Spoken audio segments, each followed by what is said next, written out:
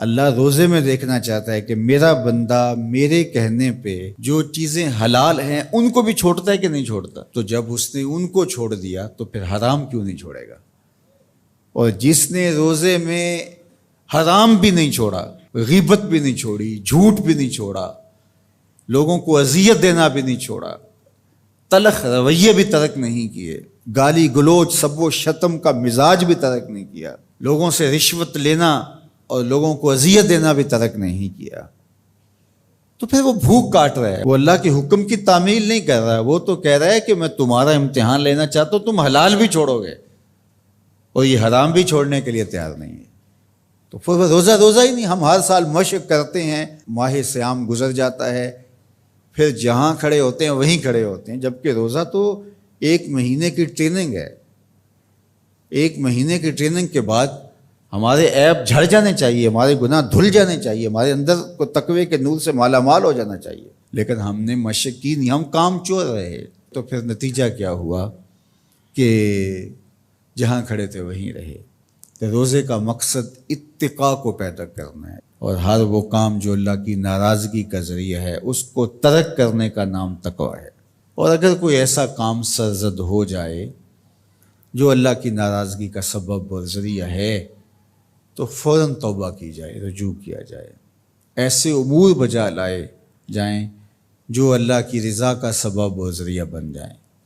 حضور نے ارشاد فرمایا، حضرت معاذ بن جبل رضی اللہ تعالی عنہ سے مروی ہے، اتق اللہ حیث ما کنت، تو جہاں بھی رہے اللہ سے ڈرتا رہے، خلوت میں ہو، جلوت میں ہو، گھر میں ہو، مسجد میں ہو، بازار میں ہو، تنہائی میں ہو، ہجوم میں ہو، جہاں بھی تو رہے اللہ سے ڈرتا رہے.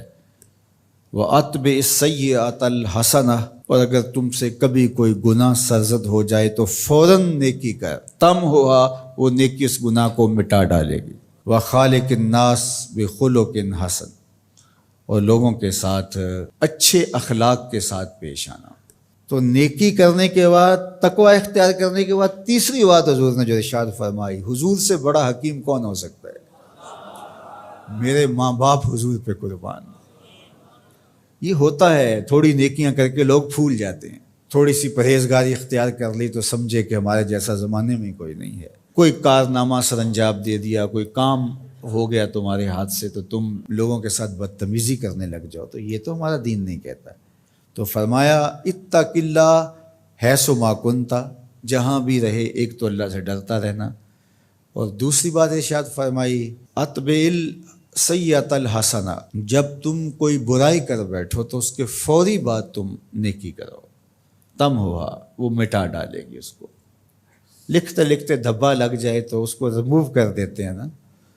زندگی میں چلتے چلتے گناہ سرزد ہو جائے تو نیکی سے اس کو ریموو کر دو، تم ہوا مٹا ڈالے گی اس کو.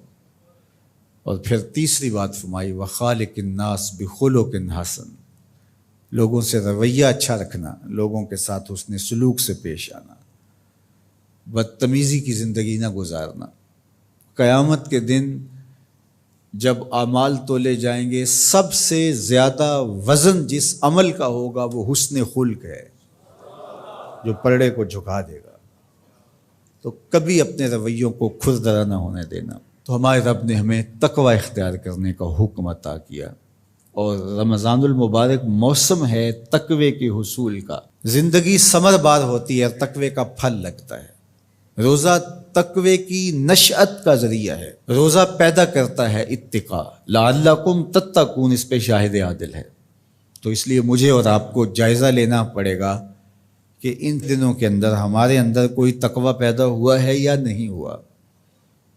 میں اپنا جائزہ لوں اور آپ اپنا اپنے اندر ہی جائزہ لیں. ہم نے بھوک کاٹی ہے، پیاس گوارا کی ہے، رات تراویح بھی پڑھتے ہیں، تو کیا کوئی فرق پڑا؟ کوئی اتقاء کا نور نصیب ہوا؟ اگر نصیب ہوا ہے تو پھر مزید کوشش کیجئے بقیہ دنوں میں مزید نور نصیب ہو اور اتقاء کے اجالے حقیقت میں ہم پالیں. اور اگر وہیں کے وہیں کھڑے ہوئے ہیں، کوئی فرق نہیں سوائے بھوک اور پیاس کاٹنے کی، اور یہ ذہنی تاثر کہ ہم روزہ رکھ رہے ہیں، اس کے علاوہ میں کوئی فرق نہیں ہے، ہمارے باطن میں کوئی تبدیلی نہیں آ رہی، تو پھر ہمیں دیکھنا پڑے گا پیچھے مڑ کے کہ ہمارے روزے بے روح اور بے نور کیوں ہیں، ہمیں اس پر توجہ دینی پڑے گی۔